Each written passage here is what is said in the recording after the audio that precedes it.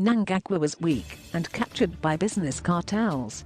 A leaked telephone conversation between President Emmerson Mnangagwa's loyalists suggesting the president was weak and captured by business cartels has gone viral on social media platforms, breaking news can reveal. Voices in the audio recording are believed to be that of Mnangagwa's key proponent, Tycoon Kudla Tagwere and Norton Member of Parliament Temba Mliswa. Both Tagwere and Mliswa could not immediately confirm the authenticity of the audio yesterday.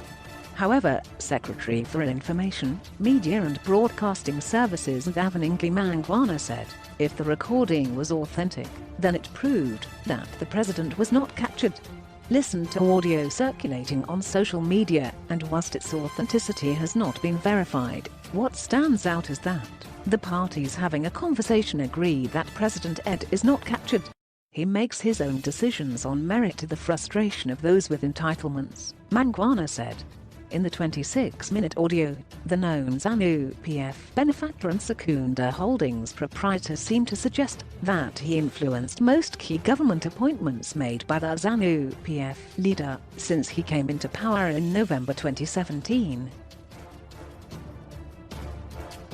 Yeah.